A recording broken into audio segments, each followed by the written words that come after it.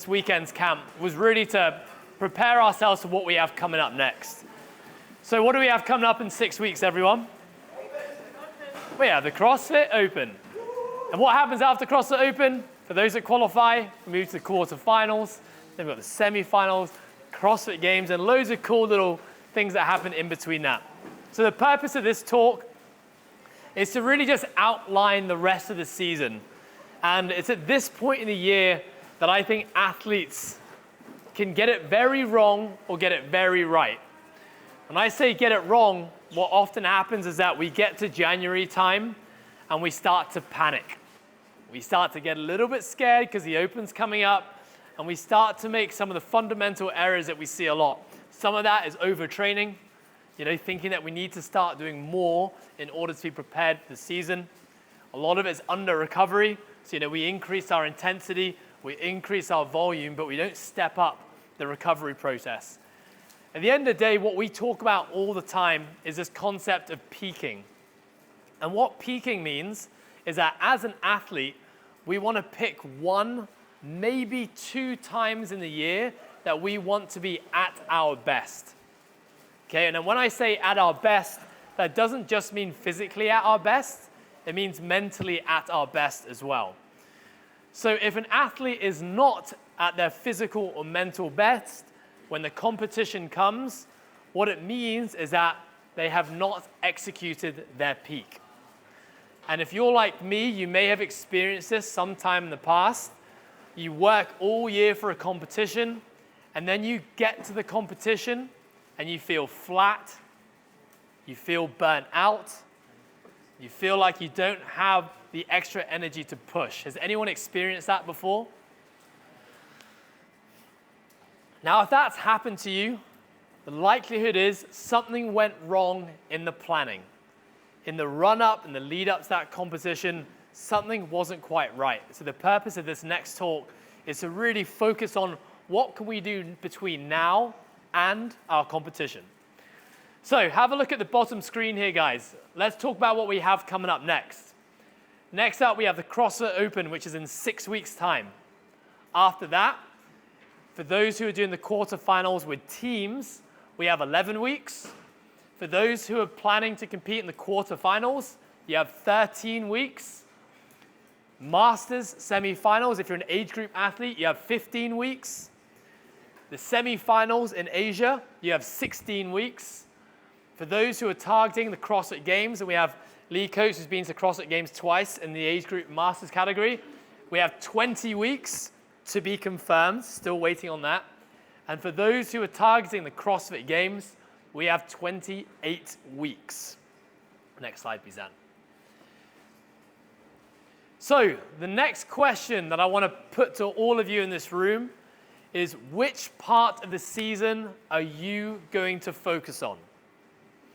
The first thing that we have coming up in 6 weeks is the CrossFit Open in either the scale division or the RX Masters or the teens. Next, we have the CrossFit quarterfinals. Individual age groups and teams. Remember, the quarterfinals this year, there's been a change. In previous years, it was a top 10% from each region would move to the quarterfinals. This year, that has changed, and it's the top 25% of each region now. So, if you have done the CrossFit Open before, a really good thing to probably do is to have a look at where you finished within your region last year. And if you were within the top kind of 25 to 30%, there's a good chance that you might be making the quarterfinals this year. With that said, if you are an athlete who has always made the quarterfinals, let's say you always finish between kind of 1 to 10 or 1 to 15%, if that is you, then your focus right now should be the quarterfinals. What that means is that we treat the CrossFit Open as just regular training. We do each workout once to the best of ability, but really we're focusing our energy and thoughts on the quarterfinals. However, if you're an athlete who's trying to get to quarterfinals, but realistically you're within the 20 to 30% of your region, then your priority should be the CrossFit Open. Which means if you really want to get to quarterfinals, I'd really recommend doing each workout at least once and maybe doing a repeat 2 to 3 days later so that you give yourself the best chance to qualify. If you do qualify, fantastic. Yeah, you're probably going to be a little bit tired by the time the quarterfinals rolls around because you've done each workout at least 2 times, but the goal is to get there. Let's move on. If you're an age group or masters athlete and your goal is to make it to the semi-finals, this year after the quarterfinals, the top 200 people in each age group will progress to an online semi-finals. So again, if you've done the open and quarterfinals in the past, really good idea would be to look at your data last year. Where did you finish? Is it realistic that you might be making that next cutoff? So, same thing as I just talked about. If you want to make the Masters semifinals and last year you finished within the top 1 to 100, then maybe you don't need to focus as much on the quarterfinals and you can continue to train as normal to the quarterfinals. However, if you want to make it to the Masters semifinals and you're a 150 to 200 athlete, then you're going to have to try really damn hard in the quarterfinals, which means that is your peak. And if you make it, well, then it's just bonus time. Semifinals, we have some athletes in this room here who competed in the semifinals last year. Olsen competed as an individual as well as Ant. If your goal is to compete at the CrossFit semifinals, again, you're going to fall into 2 groups here. If you make it comfortably last year, you're a 1 to 20 in the placings, then maybe we don't need to prioritize the CrossFit quarterfinals as much. However, if you're a 30 or above qualifier, then you guys are going to have to really focus on the quarterfinals. With that said, for those who are targeting the semifinals, it is getting more and more competitive every single year.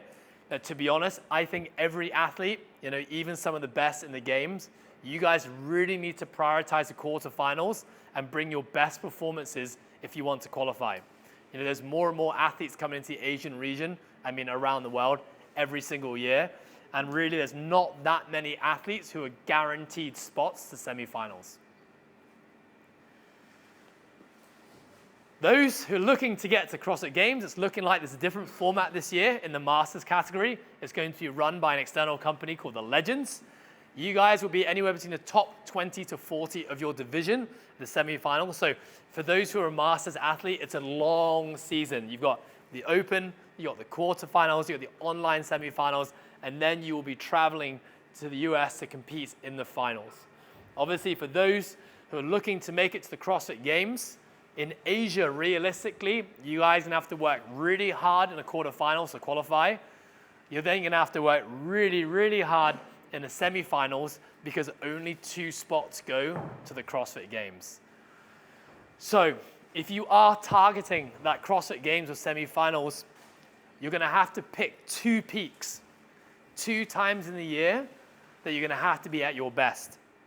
If you're targeting the quarterfinals, depending on whether you're a guarantee or you're a bubble athlete, you may have to pick 1 to 2. If you're a bubble athlete, you need to perform really, really well in the CrossFit Open, and then you've got to try and do it again in the quarterfinals a few weeks later.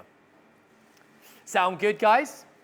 Does everyone have a pretty good idea as to what they want to focus on this year? The Scaled Open, the RX, the quarterfinals, semifinals. Give me a thumbs up if you know what you're targeting this year. Awesome. Mav, what are you targeting? CrossFit Games 2026. Okay. So let's talk about the CrossFit Open, because the CrossFit Open is what we have coming up in 6 weeks' time. We have some data on the movements and the workouts that will typically show up in the CrossFit Open. So my question to you, what do you guys think are the top 2 movements that have been programmed the most in the CrossFit Open? Thrusters? We'll find out in a second. The next 3 movements that have been programmed 12, 11, and 10 times. What do you think those are?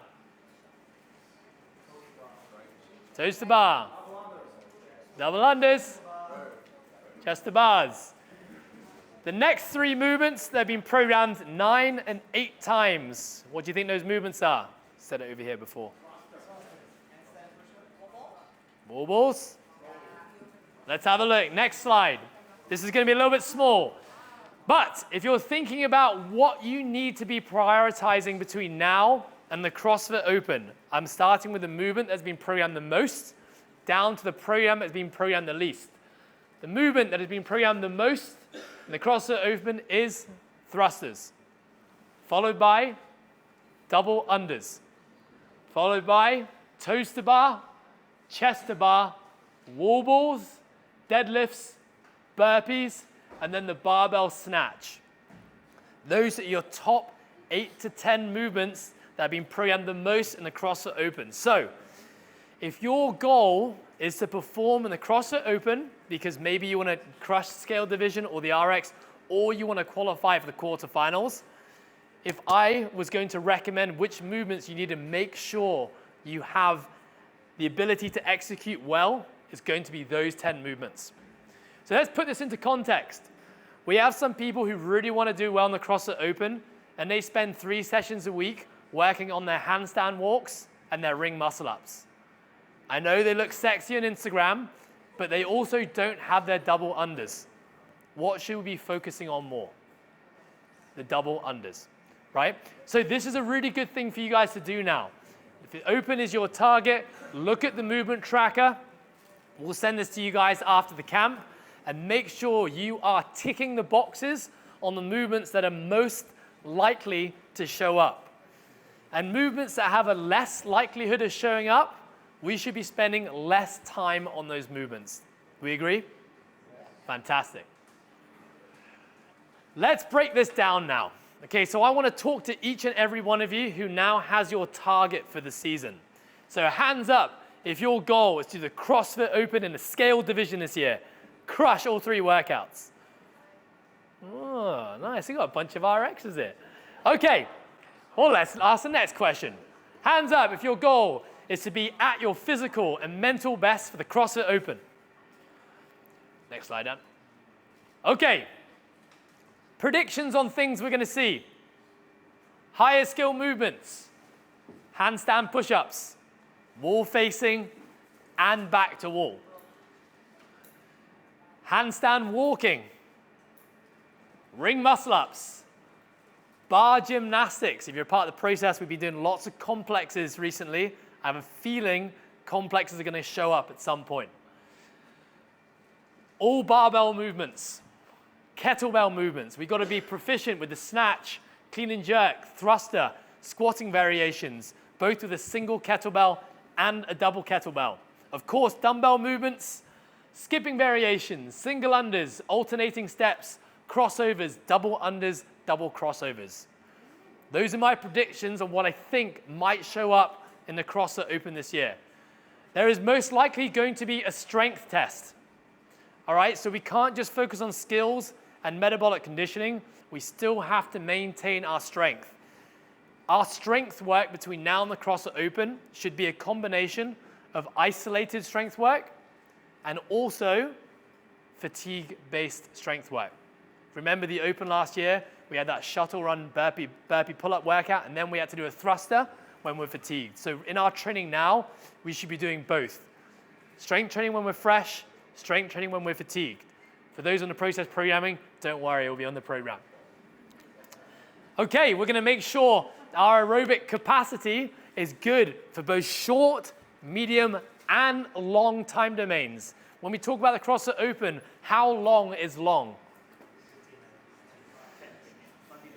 15 to 20 minutes tops.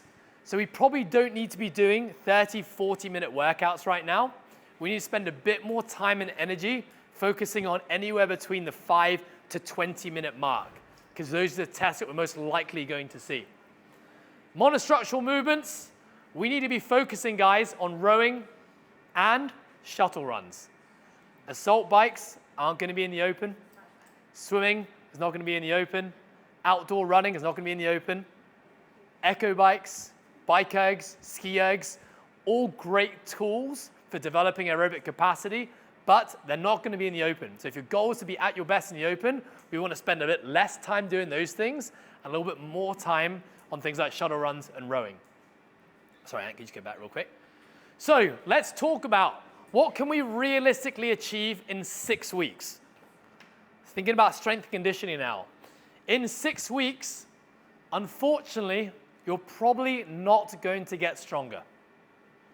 All the strength work we've been doing all year up until this point, now the goal is to maintain that strength as much as possible. You might be able to increase strength by maybe 1 to 5%, but if you're thinking that you're going to add 20% to your PRs in the next 6 weeks, probably not going to happen. However, we can improve our aerobic capacity because aerobic capacity increases much faster than strength. We can work on our skills and technique. Every single movement in CrossFit, we can improve skill and technique and efficiency. And what I mean by efficiency is if you can improve your efficiency in a movement, that means you are spending less energy per repetition. Say that one more time. If you have high efficiency, you're spending less energy per repetition.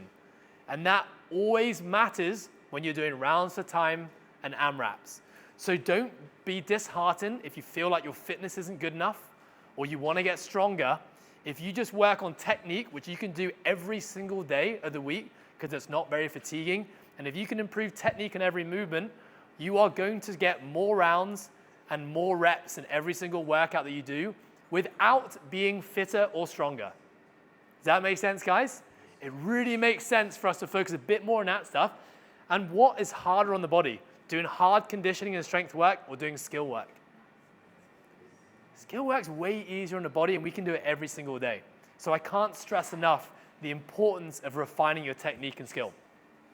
Next, what else can we do? We can improve confidence and mindsets. If you have a movement that you just don't feel comfortable or confident with, giving yourself exposure and repetition over the next few weeks is going to help build that confidence so that if it is programmed on game day, you're ready to crush it. Familiarization with circadian rhythm. Circadian rhythm basically means where your body produces energy within the week. So what I mean by that is right now, if you do your hardest workout on a Saturday, and you've been doing that for the last 3 to 6 months, your body, every time Saturday rolls around, is going to give you as much energy and resources so that you can do a hard workout. Why? Because it knows that every Saturday, you've been used to doing something really, really hard. It's the same idea as sleep. If we go to bed at the same time every single night, after a while, when it gets to about 1 hour within that time, what does our body start to do? It starts to feel a bit sleepy and it goes to bed. It's exactly the same thing with meals. If you have your meals at the same time every day, breakfast, lunch, and dinner, and if you do that every week, after a few weeks, your body is going to give you hunger signals at those same times. It's the same as water. It's the same as sunlight. Everything is designed to work on our circadian rhythm, which is our internal clock. So we've got to think about that. How can we use that to our advantage now? If you know that you're going to do every CrossFit Open workout twice, the best option would be Friday and then Monday, right? Because it's going to give you 2 full days of recovery in between. So what that means, at about between now and the next few weeks, it would be really smart for you to start doing a hard workout on Friday and on Monday, so that when the CrossFit Open rolls around, the body is ready to go. Another thing to think about, what time are you doing your workouts? I know that for me, I typically train at about 10 a.m. every single day. Now, if the CrossFit Open rolls around and I do the CrossFit Open workout at 7 a.m., how's my body going to feel? It's going to be like, what's going on? We're used to doing hard shit at 10, not at 7. Same thing, if I do my workout at 5, 6 p.m. at night, my body's just not used to that. I might be able to get through the workout, my body's probably going to really struggle to wind down and sleep afterwards. So start to think about this stuff now, right? The more rhythm you can do right now, the easier you're going to be able to operate at your best when competition rolls around. Last little thing, is stay healthy. For those who are targeting the CrossFit Open, the likelihood is, now that you understand this, is most of your strength is already there. A large amount of your fitness is going to be there already. What we don't need to do now is start increasing our intensity, skipping rest days, and doing way more training we've been doing all year. Because all that's going to happen is we're going to get burnt out, we're going to get sick, and we're going to get injured. So the key for you guys who are prioritizing the CrossFit Open is push yourselves hard, create rhythm in your life, prioritize the things that we need to train, but stay healthy. And what that means for you guys, it means listening to your bodies, right? If you're starting to get some small injuries, some small niggles, sleep is starting to get worse, you're feeling more tired every morning, those are probably signs that your body is asking you to slow down. Because if we increase training and we increase intensity, but we do not increase recovery, what's going to happen? We're going to crash and we're going to burn, and the CrossFit Open is going to come around. We're going to have nothing to give. Okay, let's move on. Hands up if your goal is the quarterfinals this year. It's my goal. Love it. Quarterfinals this year. Our predictions on movements that we might see. Obviously, all the CrossFit Open workout movements that we just talked about. Heavy dumbbells. Be ready to go 70 pounds or more for men, 50 pounds or more for ladies. Kettlebells, barbells, rope climbs. And when we talk about rope climbs, we need to be able to do legless. We need to be able to do rope climbs with a foot clamp. We need to do seated legless ascents and descents now. Those are all movements that we see. We need to be proficient in all the rope climb variations. GHD sit-ups, wall balls with heavier med balls, pistol squats, and everything else in between. Okay, so if your goal is the quarterfinals, and if you know that there's a good likelihood that you're going to make it, then really we should be doing all the open movements already anyway. But even now, even though we have 11 weeks, we should be making sure that these movements are in our training. Okay, so we're still getting the rope climbs in there. We're still getting the GHD sit-ups. We're getting the heavy wall balls in there, getting some exposure every week. If you're someone who's focusing on the open, and if you qualify to quarterfinals, that's just like bonus time.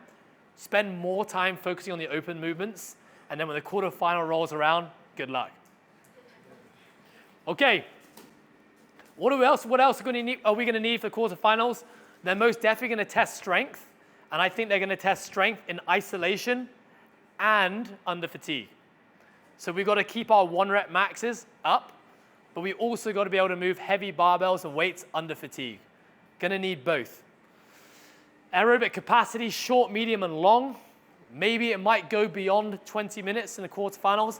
I have a pretty good idea that quarterfinals is not going to go beyond 20 minutes because a lot of affiliates are going to have lots of people going at the same time. So anywhere between 5 to 20 minutes is a pretty safe bet for quarterfinal athletes. Monostructural movements, we're not going to see an echo bike. They haven't announced that yet. We're not going to see bike ergs. So if quarterfinals is your goal, again, focus on rowing and shuttle runs as your 2 main movements. Okay, because we have 11 weeks for the quarterfinals, can we increase strength in 11 weeks? Yes, we still have time to get stronger. And then all the other stuff, we can still improve aerobic capacity. We can still improve our skills. We can still build confidence. We can still build our circadian rhythms. So let's talk about circadian rhythm for quarterfinal athletes. Quarterfinals, how many days in a row are we going to have to compete? 2 to 3 days for the quarterfinals. How many workouts a day? 2, maybe 3 workouts in a day. Okay, if you want to be able to effectively handle that volume, then I would say 4 to 5 weeks before the CrossFit quarterfinals, we need to start to do multiple sessions on Fridays and Saturdays. Now, you can also choose to ignore that advice, which is exactly what I did 2 years ago. You're still going to be able to do the quarterfinals. However, it may just take you 2 months to recover, which is how long it took me 2 years ago.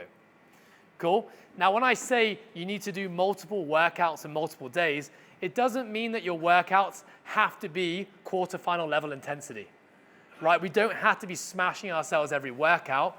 We just need to get our body and our rhythm used to doing a workout, cooling down, eating some food, doing a workout, cooling down, eating some food, and then sleeping, right? It does not have to be 110% intensity. We just gotta get our body used to doing a workout. Cool? So don't smash ourselves. Moving on. Age group quarterfinals. We have a little bit longer. So anyone doing age group quarterfinals? That is me. Come on, Lee. Just you and I. Yes, come on, Joe. Okay, so we have a little bit longer. Same thing as I said to the other guys, right? All the same movements, heavier dumbbells, heavier barbells, rope climbs, GHDs, handstand walking. We still have time to increase our top end strength as well as confidence, build capacity, all that kind of stuff. We got 13 weeks. I'd probably say because masters athletes, we recover a little bit slower. My recommendation for masters athletes would be 2 to 3 weeks before competition. That's when you want to start to expose yourself to multiple sessions on a weekend.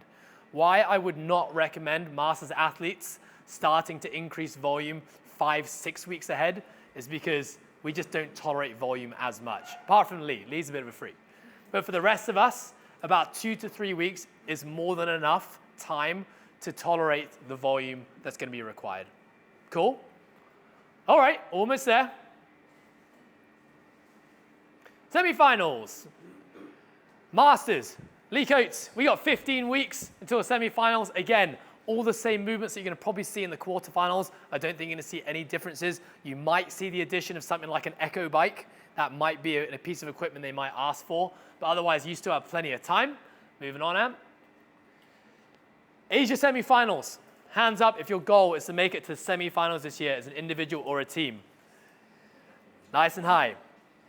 Okay, if you are focusing on the semifinals, we have 16 weeks. By the time the semifinals rolls around, other movements that we need to be thinking about. Heavier dumbbells, heavier kettlebells, rope climbs, of course, GHDs. We also got to start to think about odd objects, right? Last year we saw a sled pull. Last year we saw a 200-pound sandbag for men. If your target is the semifinals, expose yourself to the odd object kind of work and think outside the box. They might bring new pieces of equipment into the semifinals. You guys are also gonna have to get comfortable with handstand complexity. So not just handstand push-ups anymore. Maybe you're gonna do handstand walk into handstand push-ups, pirouettes, obstacles, freestand handstand push-ups. I know that Bosman, in the way that he likes to program, he likes to challenge skill and complexity, not necessarily just increasing loads. So for the gymnastics side of things, we've got to really think outside the box. Other things we need to think about is monostructural movements. If your goal is semifinals and you know there's a pretty good chance that you're going to make it, we also need to be including rowing, bike erg, ski erg, echo bike, assault runners, and outdoor running. So for you guys, if you're targeting that level of competition, you need to make sure that this stuff still exists in your training program. Maybe right now it's not the priority, but make sure it's in there a little bit so that when the semifinals rolls around, it's not a complete shock to the system. And of course, if we make it to the CrossFit Games, then you just need to do everything. All right, but what I will say is there is pretty much no athlete in the world in the sport of CrossFit these days who has a guaranteed spot to the CrossFit Games. So what that means is that even if you want to get to CrossFit Games, and we know when the games rolls around, they're gonna test anything, right? You might need to swim, kayak, paddleboard, ride a bike. And if those are things that you wanna do, I would say that you should not be prioritizing those things right now, right? Instead, once the semifinals is done, you're still gonna have between 7 to 8 weeks. That's when you'll focus on CrossFit Games training. That's it. Okay, so conclusion. Focus on the movements and the likely tests that you need to focus on for your level of competition. So a little reminder, for those of you who follow the process programming, those in the Live program, we are getting you guys ready to take on the CrossFit Open at the very least in the scale division. Some of you are going to be able to do that RX as well. For those who follow the Perform program, our goal is to RX every single CrossFit Open workout. So you can be sure that we're going to be exposing you guys to movements that are going to show up in the Open. For those who can follow our Compete program, we are focusing on the quarterfinals, which means that we are going to train as normal throughout the CrossFit Open, ideally doing each workout just once. However, if you know that you're not guaranteed to make it to quarterfinals, how many times are you going to do those workouts? At least 2, or if you're Ant Haynes, 4 times. If you are following the Elite program, we are focusing our energy on the quarterfinals and the semifinals. So the movements that we're including in the program right now are most definitely going to prep you for the quarters, but it's also going to prepare you for the semifinals. But we're going to put a little bit more energy into the quarterfinal focus. Next, put more energy, focus, and time into the things that are currently holding you back. Remember, in the CrossFit Open and the quarterfinals, in the Open, you're maybe going to see 1 strength test. In the quarterfinals, you're probably going to see 1, maybe 2 strength tests, which means that the majority of the tests in the Open and the quarterfinals are cardiovascular tests. So I know it's fun to work on strength, but we got to do a bit more of the painful stuff now, right? The hard breathing, the uncomfortable work, that is the majority of tests in the sport of CrossFit. I know it looks great to be really strong, and the thing that people love to talk about is how much they can lift, but the strongest athletes rarely win CrossFit competitions. Sometimes it's better to be a little bit weaker, but to have a really well-developed aerobic system. It is an aerobic sport at the end of the day. Sorry, Z. Okay, next. 3 to 6 weeks before your competition, set up your week to replicate what your competition week looks like.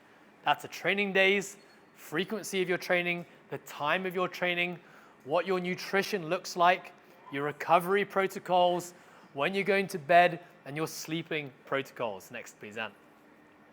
Last page. Tammy is going to talk to us about this after lunch. But if your training volume and intensity increases, which it probably should now, you must increase your recovery protocols if you want to recover effectively. So let me make this really simple. If your training volume and intensity is increasing, you must also increase your sleep quality and quantity, your nutrition choices, hydration. You got to manage your stress as effectively as possible. That also means self-regulation with your training, and your circadian rhythm, which we've been talking about a lot. If you increase volume and intensity, but do not increase recovery in these areas, it's not going to end well for you. Lastly, recovery protocols. Things like physiotherapy, massage, sauna, cold water, float therapy, red light therapy. All this stuff is fantastic to help increase recovery and improve in performance. However, that's not stuff that we should do 1 week before a competition. This is stuff that we need to start doing now. Okay, so don't just get to competition and start adding all this stuff in, because your body's going to be like, whoa, haven't been doing this ever. Okay, if you can start to get your body used to doing these recovery protocols, that's how you're going to get maximum benefit. Lastly, as you approach the final 2 to 4 weeks of your competition, start to reduce your training volume and intensity. Okay? That final 1 to 2 weeks especially is super important, that we're not going to make any gains in 1 to 2 weeks. We're not going to make any gains in 1 to 2 weeks. However, you can definitely push yourself backwards if you do too much. Okay? So you're going to have to trust that the work has been done. There's nothing else you can do in the last 1 to 2 weeks. Just stay healthy and keep on moving. That's it. Thank you, guys.